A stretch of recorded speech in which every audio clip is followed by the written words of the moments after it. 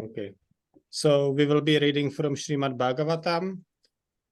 We will continue where you left off. So it's third canto, chapter 6, text 8. Okay. Om Namo Bhagavate Vasudevaya. Om Namo Bhagavate Vasudevaya. Om Namo Bhagavate Vasudevaya. Om Namo Bhagavate Vasudevaya. Om Namo Bhagavate Vasudevaya. Om Namo Bhagavate Vasudevaya. Om Namo Bhagavate Vasudevaya. Om Namo Bhagavate Vasudevaya. Om Namo Bhagavate Vasudevaya. Om Namo Bhagavate Vasudevaya. Narayanam namaskritya naram chaiva narottamam devim sarasvatim vyasam tato jayam udirayet. Nasta praeshu abhadreshu nityam bhagavata sevaya bhagavati utamashloke bhaktir bhavati naishtiki. So we are reading from third canto of the Srimad Bhagavatam, chapter 6, text 8. It's very inspiring to see how much progress you did over the years. It's like the third canto is very thick, and so you are making quite some nice progress here. Okay, so chapter 6, text 8. So we will start by words separately. Aisha, Esha, he, Ashesha, Ashesha, Satvanam, Satvanam, Atma, Atma, Amsha, Amsha, Parama Atmana, Parama Atmana, Adya, Adya, Avatara, Avatara, Yatra, Yatra, Aso, Aso, Bhutagramaha, Uttagrama, Vibhavyate, Vibhavyate, Esha Hyashesha Satvanam, Esha Yashesha Satvanam, Atmamshah Paramatmana, Atmamsha Paramatmana, Adyo Avataro Yatraso, Avataro Yatraso, Bhutagramo Vibhavyate, Uttagramo Vibhavyate, Esha Hyashesha Satvanam, Satvanam, Atmamshah Paramatmana, Atmamsha Paramatmana, Adyo Avataro Yatraso, Avataro Yatraso, Bhutagramo Vibhavyate, Uttagramo Vibhavyate, Esha Hyashesha Satvanam, Shesha Satvanam, Atmamshah Paramatmana, Atmamsha Paramatmana, Adyo Avataro Yatraso Avataro Yatraso, Bhutagramo Vibhavyate Uttagramo Vibhavyate, Esaya Shesha Satvanam, Atmamsha Paramatmana, Adyovataro Yatraso, Uttagramo Vibhavyate,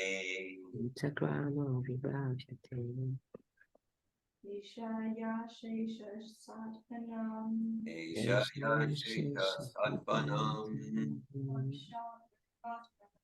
Atmamsha Paramatmana, Yadara Raso, Yogesvara yatraso.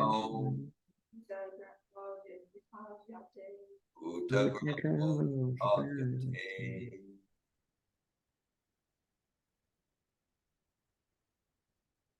Eshaya Eshaya Shesha Sadvanam Ishaya Sesha Sattvanam. Atmashat Paramatmanaha Atmam Sha Paramatmana. Adyovataru Yatrasau Yogataro yatraso. Bhutagramo Vibhavyate Utagramo vibhavyate.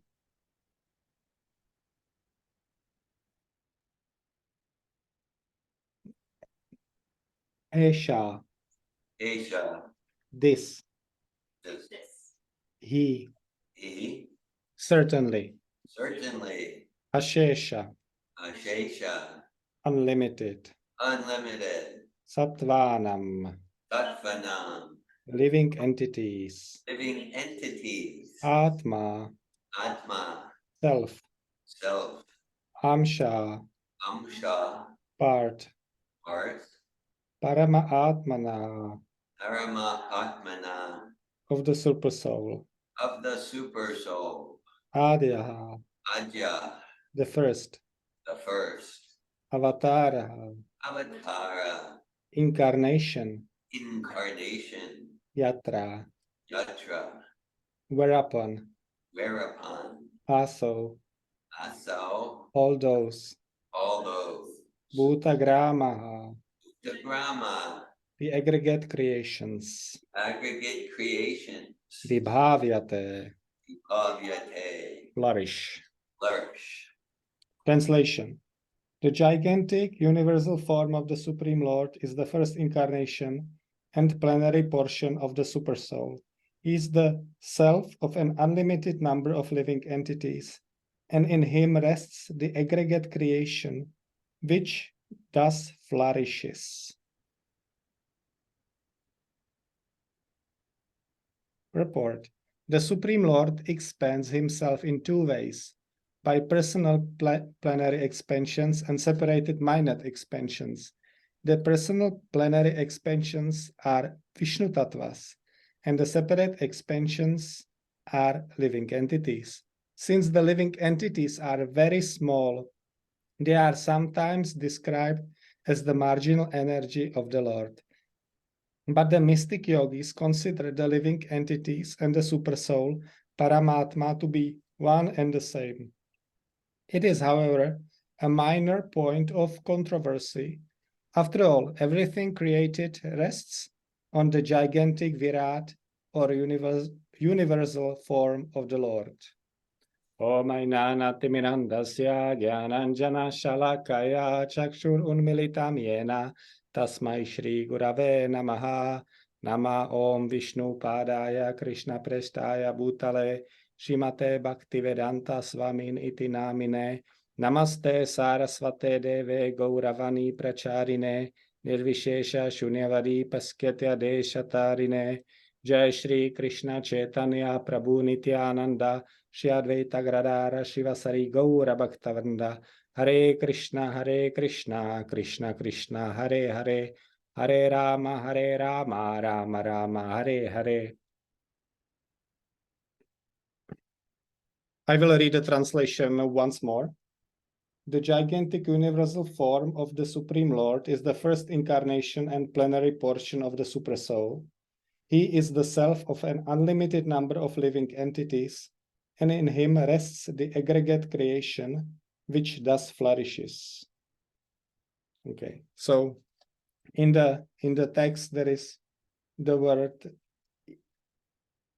incarnation, and even here we have the first incarnation, the Adya Avatara. So first incarnation from what? So it's the first incarnation of the super soul. Okay, so we have the gigantic universal form. As was mentioned in the previous verses, the gigantic universal form feels like the upper half of the universe, and it rests on the water within the universe, and the water fills the bottom half of the universe. So the gigantic universal form is the first incarnation of the supersoul. So we can transfer ourselves to the supersoul. So what's the supersoul? The supersoul is an incarnation also. So incarnation from what?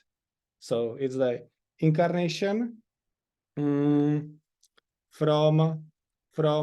well, it depends how much we want to skip. We could, I think, if I'm saying that correctly, we could say it's an incarnation from Mahavishnu, and then Mahavishnu is an incarnation from Sankarshan, and then we can go back.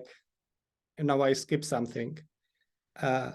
Well, we go from the second Sankarshan to the first Sankarshan, and then we arrive to Krishna. The origin of all incarnations. So that's a special place for the Supreme Personality of Godhead. That's the meaning of the Supreme. Supreme means there is no one on the same level, or no one higher. So yes, that's the beginning, the origin of all causes. Sarva karana karanam. In Brahma Samhita, we hear Ishvara Parama Krishna Sachidananda Vigraha Anadir Adir Govinda Sarva Karana Karanam. So there's the special place of Govinda.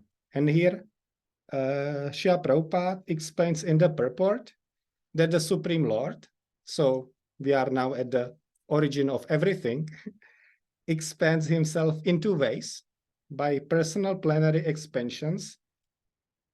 So that's the Vishnu Tattva.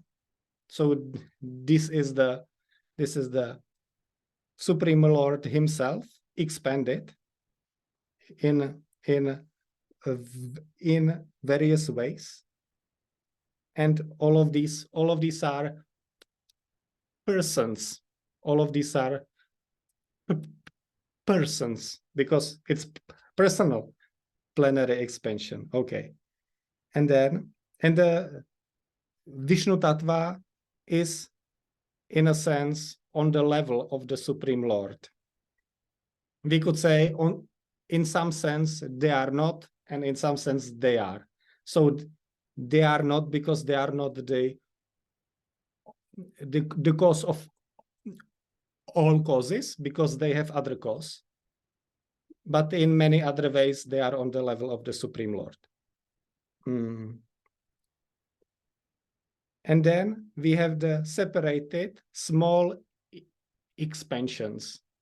So this is us, the living entities, and not only us as the human beings, it's also the animals, the plants, the trees, and like that.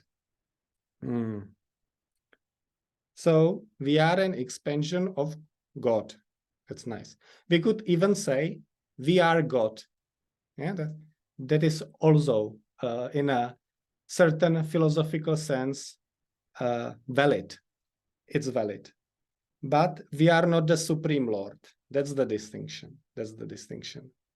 And here, Srila Prabhupada writes, it's a minor point of controversy. And what? It's like the distinction between the living entities and the supersoul. Because in a way, we could say that we are the supersoul, because the supersoul is the Lord, and we are the Lord also. So that's the thing that's the platform on which we could say that we are the same as the super soul. And then the Vaishnavas also distinguish between the living entity and the super soul, because the super soul has certain capabilities and qualities that we don't have. So, for example, the super soul is the source of the gigantic universal form. We are not the source of the gigantic universal form. Well, I'm not the source of the gigantic universal form. So these are some maybe useful distinction, like the super soul is also described as the maintainer. So, okay, so that's something. Am I the maintainer? Well, in a sense, yes, because I maintain this household, right? I go outside. Well, it means I'm sitting behind the computer here, but I go outside, get Lakshmi, check crowns. It's called check crowns in here, and yes, and by these funds that I get outside, I maintain the household. I buy various things. I get some things which break fixed, and like that. So in a sense, I am a maintainer. Okay, but am I maintainer of the whole universe? I hope not, because I don't have money for that. Okay, I'm fine with one wife. It's enough for me. It's a good stretch. So that's the point that Prabhupada makes, that we are very small. We have the same qualities, but we are very small. Also, the super soul is described as overseer. So the super soul observes everything in the universe. So why? Yes, it's like a spy, right? It's like he sees everything. So we can also see in this world that the government is trying to see what its citizens are doing, right? But sometimes, or quite often, it happens that the government does not really know what its citizens are doing. So someone can commit some crime and still be left free without any harm, let's say. But here, the super soul sees everything because he is situated in the heart of everything, basically. So that's the other function. And it's like, for our practical life, as I indicated, it's useful to make the distinction between us and the super soul. Because if I identify with the super soul, if I try to merge my identity with the super soul, then I will get the sense that I am the strongest, that I am the controller, because that's what the super soul is. He is the controller of the universe and of all the things in the universe. So if I identify with that, then I will not have the humility to truly progress in devotional service. It can become like an obstacle to devotional service, because then I will think that I'm God, so you should serve me. That's kind of clear. Yes. And that I am strong, and yes. So it can develop in a, let's say, dangerous way. Dangerous in a sense that it probably ends with a lot of pain. That's the definition of danger, I think. So we are encouraged to make the distinction between the living entity and the supersoul, even though in some sense we could say we are the supersoul, because we are all the Lord in quality. Okay. Yes. Okay. I've mentioned distinctions. So on Wednesday, I had my weekly reading of Bhagavad Gita, and I'm reading with some of my investing clients. So these are people that have probably never been exposed to like anything connected with like transcendence, spirituality, not even personal growth, not even personal growth. Okay, so I'm with them, you know, we are reading the first chapter of Bhagavad Gita, and I'm trying to like add as many personal experiences as possible. So we read the verse, like Prabhupada says there, women are less intelligent than men. That's great, you know, in a modern world to like read this, especially with people who do not have like a huge amount of trust to the scripture, let's say. Anyhow, and I'm trying to like add some personal experiences and also clarifications, so they get some inspiration. And I'm always asking for feedback. So I got feedback that personal examples are the best.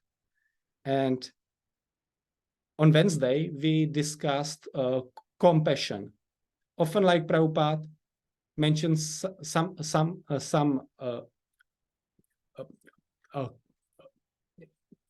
quality, and there is chance to delve into that from the spiritual point of view. It's like the perspective of personal growth. It's the same. Spiritual and personal growth, it's the same, basically. So we were discussing compassion. Well, in Czech, discussing means that I'm speaking all the time, you know. So that's the discussion that we are having. And yes, because Arjuna, he wants to be compassionate in the second half of the first chapter. He says, I will not fight, you know. It's like I do not see any good in this fighting, you know. There are friends on the other side and like that. So I don't see any good. Either I win or I lose. That like everything will be destroyed. Okay. And Prabhupada explains compassion there. So Prabhupada is saying that no one knows what real compassion is. That's nice, right?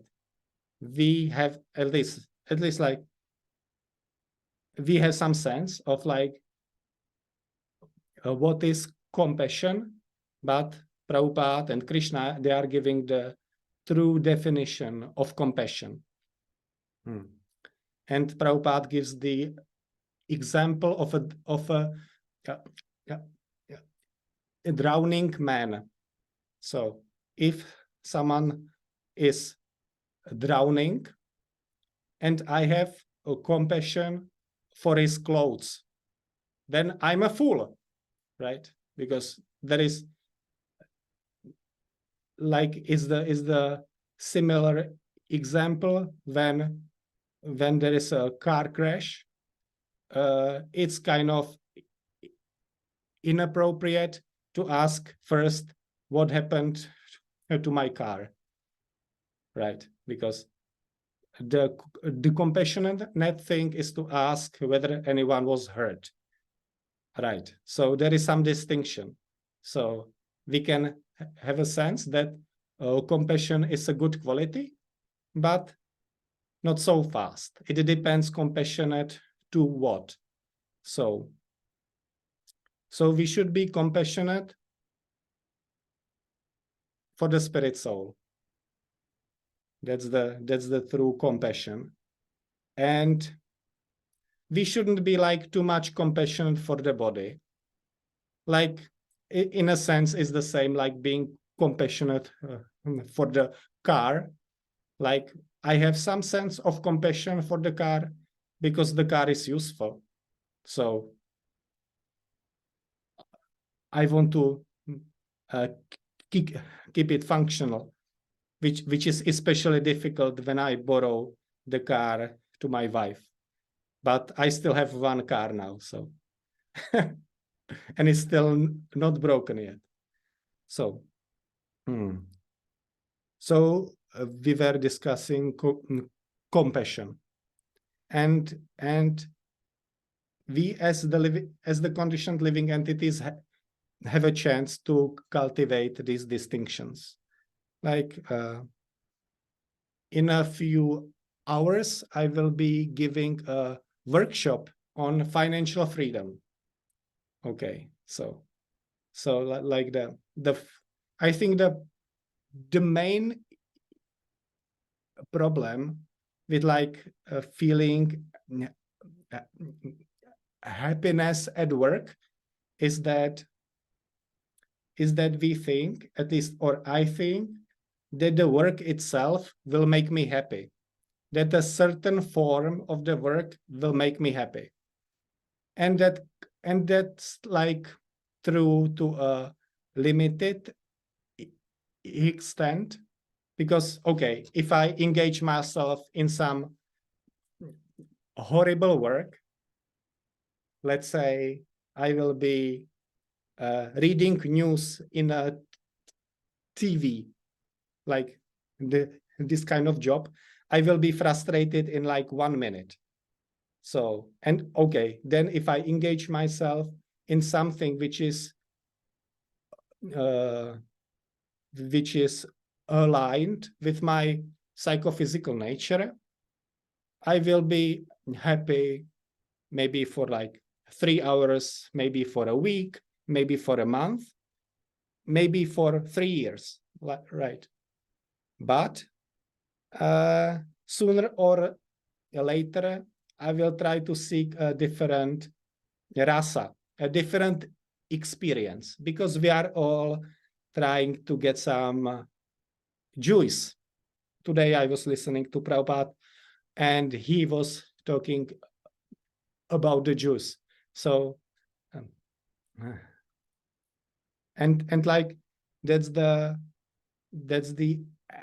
our endeavor in the material world, that we want to change the experience, because in a while the experience becomes stale. It becomes like the same thing again. Oh my God, and like that. So I think that's the big issue of the repetitive work.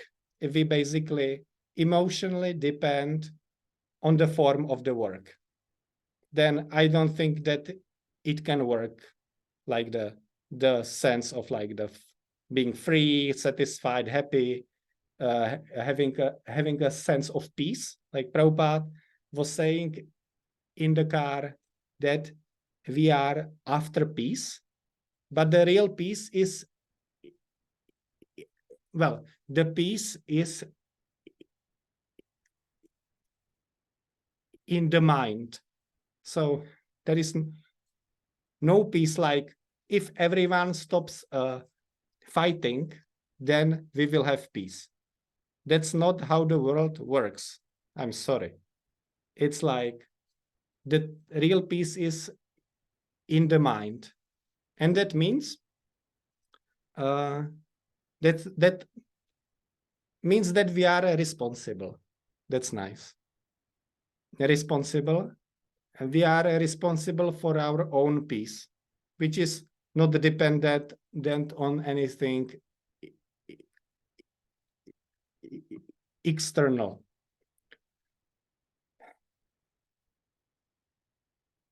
So the question is like how to reach the real peace, or how to reach the peace. And we don't know what is the peace, right? Because I can have some like ideas, but what's the value of these ideas? Like yesterday I was listening to Prabhupada, and it's some recording from 1966, like one of these long Bhagavad Gita classes. And in the end of the class, at the end of the class, Prabhupada was like in discussion with someone, and he was like very, let's say, clear that you don't know what is the real happiness. Like this world is full of suffering, disease, and death. You don't see that, and the person was like, not really. The world is nice. And Prabhupada was like, the world is full of suffering. You just don't see it. So, yes. So we are getting even a prescription of what is happiness, and how to reach the happiness, and as described in Bhagavad Gita, Sukham atyantikam yatat buddhi grahayam atindriyam. Maybe it's not Bhagavad Gita, but it's in the Vedas. Okay. So I think it's in the 6th chapter, actually. Yes. I think so. So the real happiness is at indriyam, it's beyond the senses. It's not coming from the contact of the senses with the sense objects, which is the same as like it's in the mind. But it's not like that the mind seeks like external happiness. The mind is actually turned towards the super soul.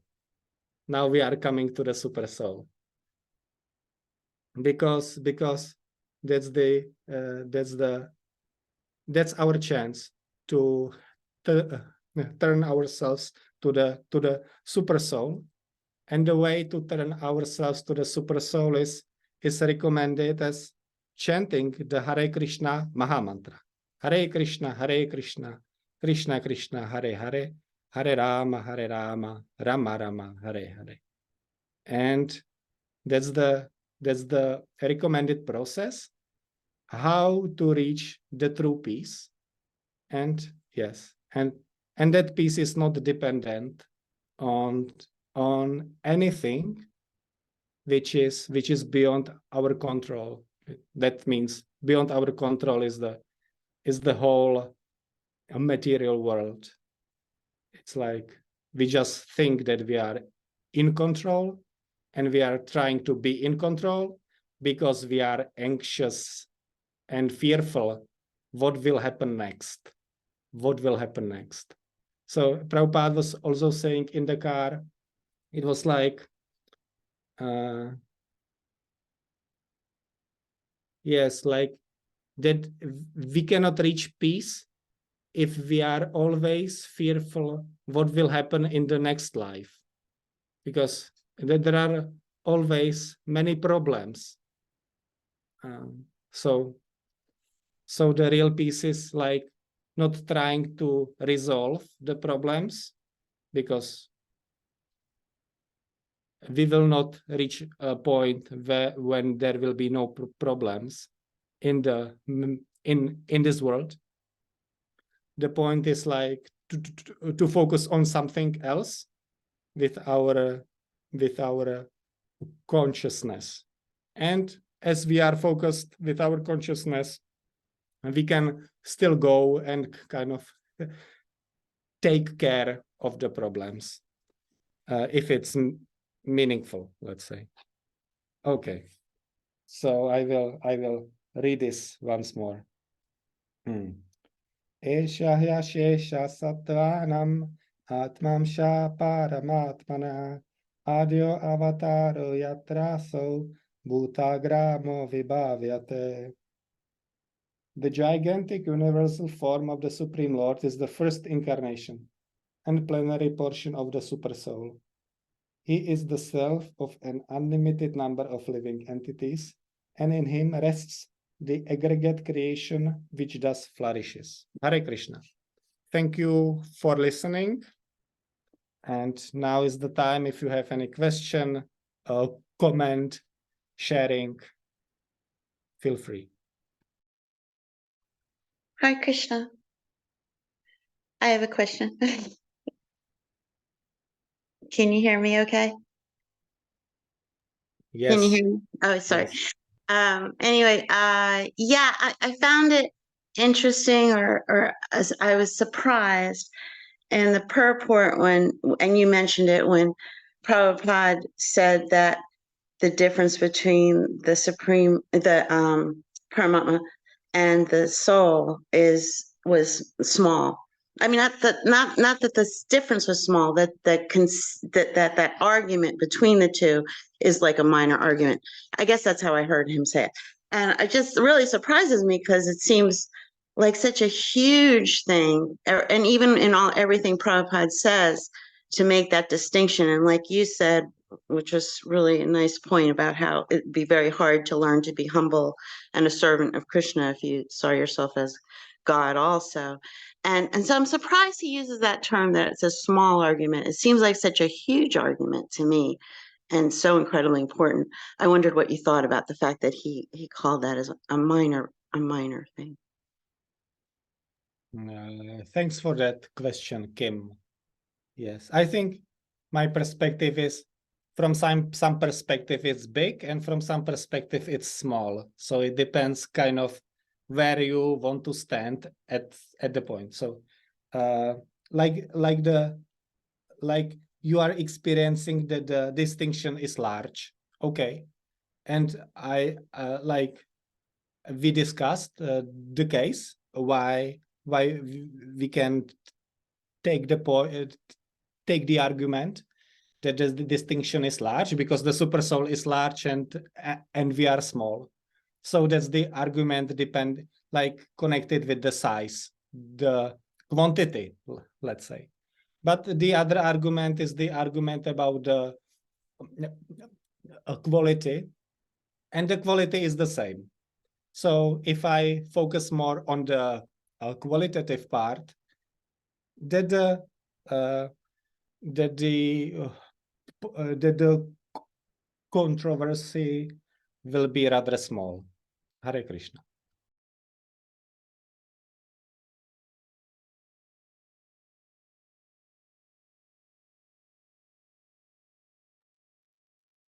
Hare Krishna, dear Yogeshwara Prabhu. Thank you for your class. I experienced you fun and relaxed. And I really appreciated that you don't want the responsibility to be God, the Supreme Personality of Godhead. Yeah, I want the benefits, but not the responsibility. You hope you're not. I hope I'm not in charge.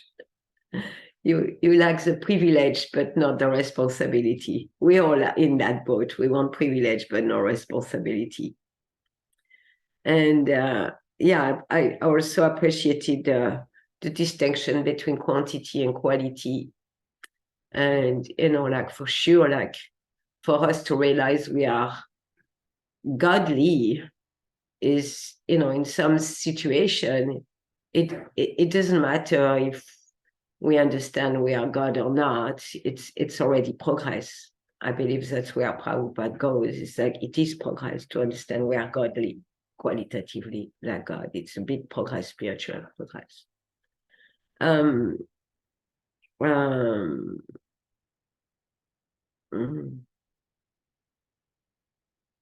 I took so many notes, but the one thing that come often in my mind when I came to Krishna consciousness, I heard the soul is Sat Chit Ananda.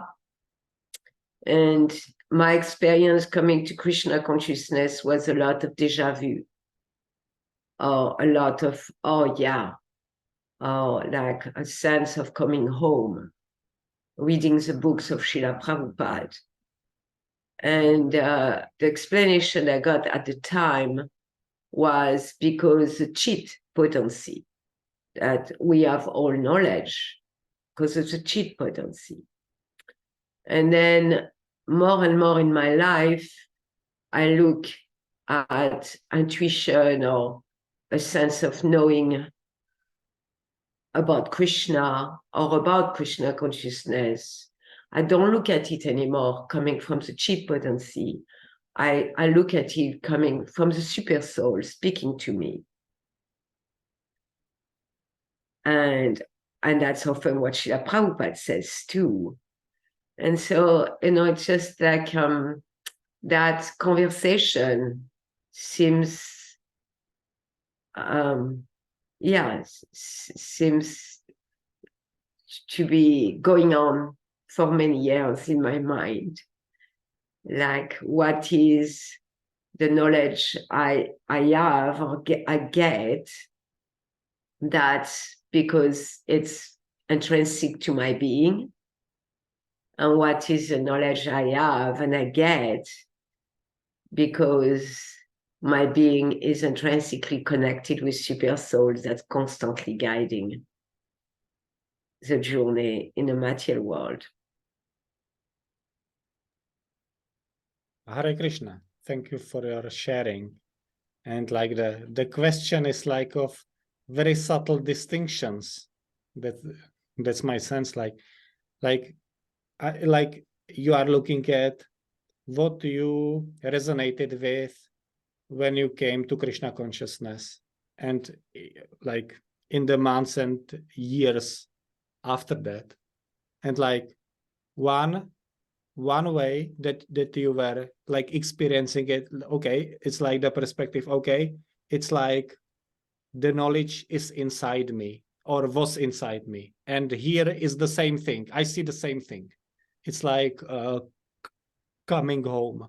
So that's the first point. And the other perspective is like, oh, the knowledge is actually coming from the super soul. So it's not like my knowledge, it's like the knowledge coming from the super soul. It's like the second part is like more of a relationship with the super soul. The first part, I got the sense that it's something like I know that, or like I knew that, like sort of independently, maybe. So that was the distinction kind of between those two.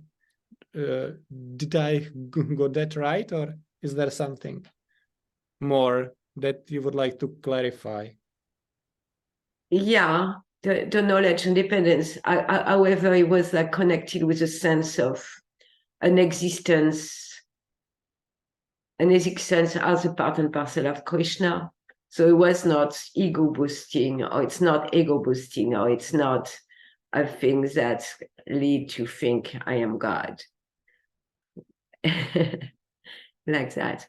But it's a conversation, how much of the knowledge, that intuition coming, and in the second canto, there is that verse, I think 9 chapter, 35, 34 verse, but like where intuition is like the super soul. So now I'm more inclined towards super soul, but then the cheat potency is there. So the knowledge of the soul is also there.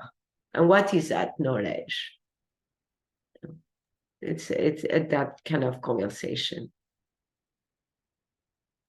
Yes, yeah, it feels very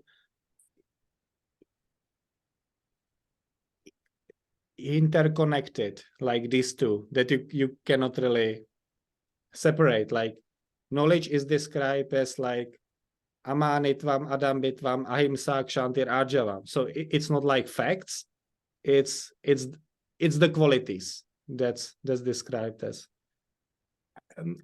as knowledge. And it seems that you've experienced both. You've experienced like uncovering of these qualities of yourself. That's that's like the uncovering of knowledge. And you've also like experienced like quite significant inspiration, and like the source of inspiration is the super soul.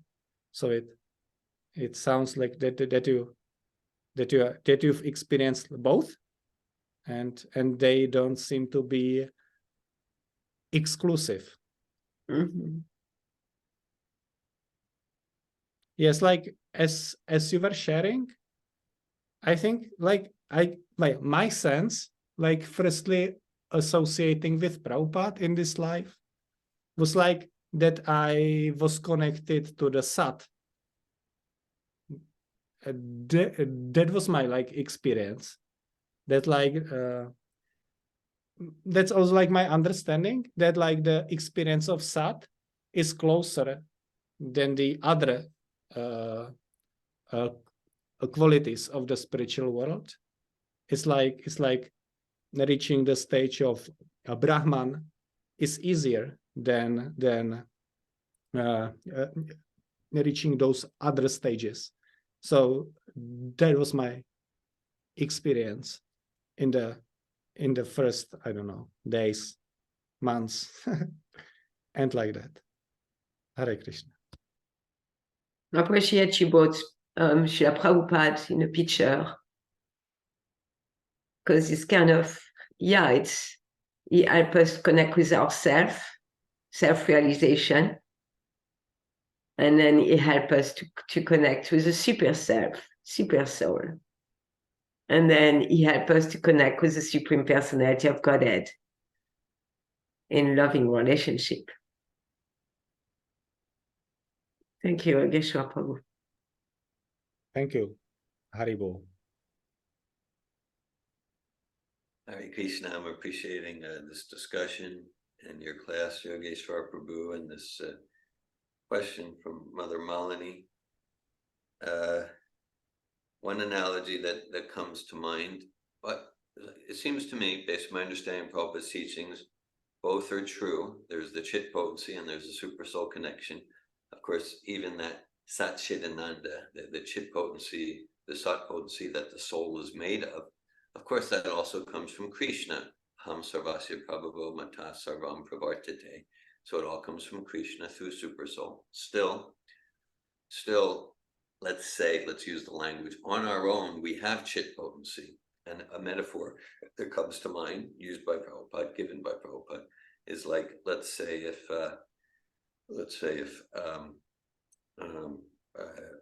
like we're riding a bike, so we have a capacity to go whatever 5 miles an hour, 7 miles an hour. We have a capacity, and it's like we have that we have that chit potency. At the same time, if we're on the bike and we latch on to a rope to a sports car that's going 80 miles an hour, or to expand the analogy, 8,000 miles an hour. Okay, so then that's like that's where the space is clean, connected with super soul. Okay, then that's like, okay, then we're connected with the source of all chit potency. On our own, we do have chit potency. Even that's given by super soul, but let's leave that aside for a moment. But we can go 7 miles per hour, but if we connect with that truck, we can go 70, 700, 7,000 miles per hour, or perhaps a different but analogy to make the same point.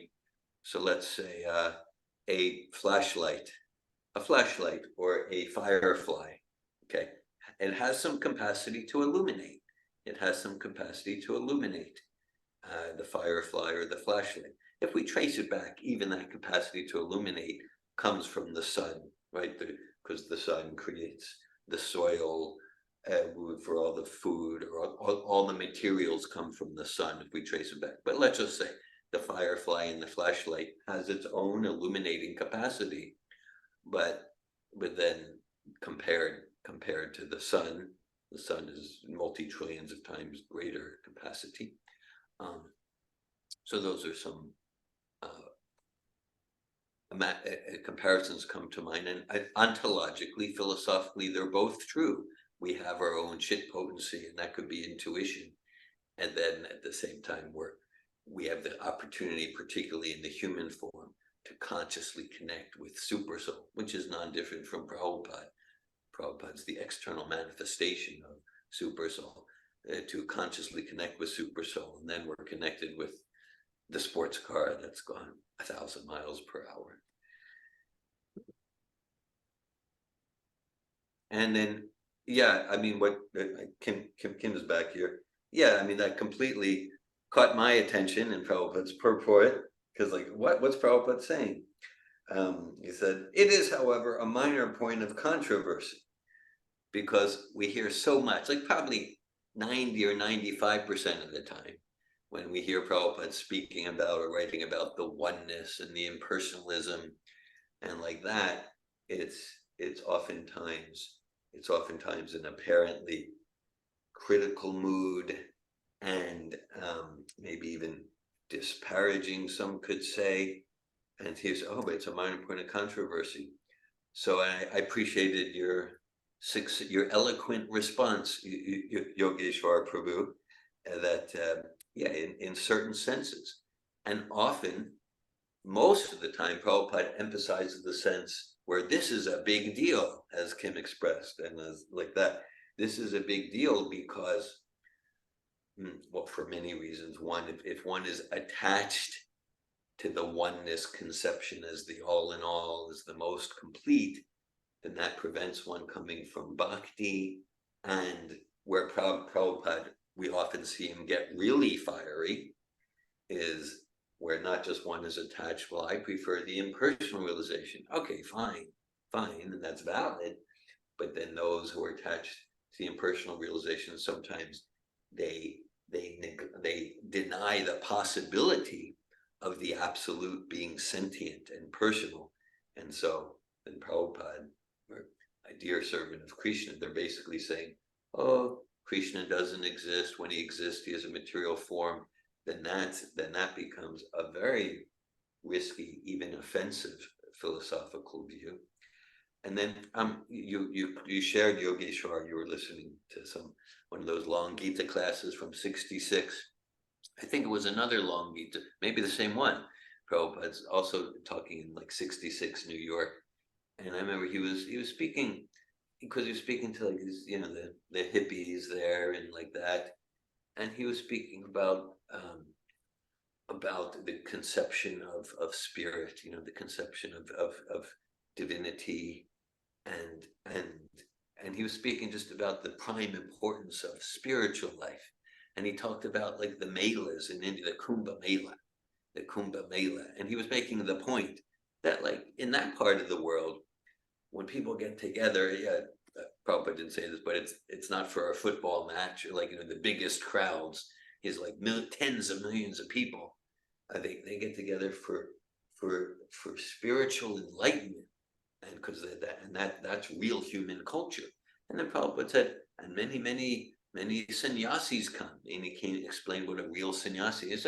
And some of them follow Shankaracharya, and they emphasize the oneness, and some of them are Vaishnavas, and they emphasize the simultaneous oneness and Brulad. But he said, but that really doesn't matter. That's a minor point, because Prabhupada was emphasizing to get that we're not the body, and that we are spirit soul. So it's emphasizing that point, then the point about, okay, then the distinction between soul and super soul, that's a relatively minor controversy. At other times, Prabhupada said, this is very important. And I like the examples you gave, Yogesh. I mean, in the 9th chapter of Bhagavad Gita, similar to this purport, there's place, like you said, Yogeshwar, in a sense, it's true to say, we are God. There's a place in 9th chapter of Bhagavad Gita. Prabhupada says, your grandmother is God. Your grandfather is God. You are God. So that's not the sort of thing we usually hear, for just the reason, well, many reasons, but one that you emphasized, that in a sense is true, but Prabhupada's emphasizing the conception. Yeah, we're not the body, we're spirit, soul, and we're servants of the Supreme Personality of Godhead. So that's the usual emphasis. But sometimes when Prabhupada emphasizes just simply we are spirit, then okay, the distinction between soul, super soul in Bhagavan, that's relatively minor. But I appreciate the conversation. Hare Krishna. Hare Krishna, dear Govinda Prabhu. Thank you for your sharing and some distinctions and examples you've showed to like make those things that we discussed clearer. Yes. It's like, yeah, the super soul is still the enjoyer, whereas we as living entities are those who are to serve. So that's the one of the principal distinctions. Nice. And like, I want to add to the discussion about the inspiration. Like all the inspiration is coming from the super soul. There is no like independent inspiration. So let's say that I run my business and I'm getting a lot of inspiration about like my business, and it might be not connected at all with like self-realization. Maybe it's something like some different form of sense gratification, basically. So that inspiration comes from the super soul. There is nothing else. There is nothing like independent inspiration, because the super soul facilitates the connection between my desire and the result. So if I deserve that and desire that, I will get it. And a mechanism is called the three modes of the material nature. However, if the soul turns to the super soul, it's beyond the three modes of the material nature, and it's based on the spiritual desire. So, and then the quality of happiness, the quality of enjoyment is Sachit Ananda, or in other words, Ananda Chinmaya Rasa. Hare Krishna. Any other sharings, questions, comments? I was thinking about what you shared from Prabhupada about peace, and how can we be in peace if we don't know what's happening in our next life and fearing, what could. And I was thinking, wow, Prabhupada is kind of having a different dimension to look at things, because I was thinking, how can I be in peace if I don't know what's happening tomorrow? Yes. Hare Krishna. Haribo. Yes, it's like, it can be perspective about what happens in like 100 years, like in the next kind of life, and also like the next life is the next morning, because the change of the body happens all the time. So, Or next 5 minutes. yes.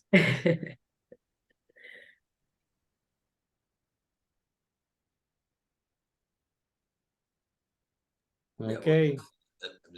Just default to reinforce that point. A quote, a verse from Chaitanya Charitamrita, Prabhupada so much quotes, Bhukti Mukti Sri Kami Sakliya Shanta. As long as we have any desires based on the growth or subtle body, we will not be peaceful. Krishna Bhakta Nishkama Ateva Shanta.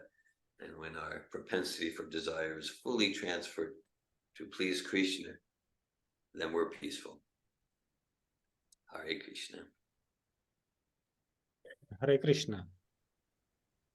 Thank you for your messages in the chat.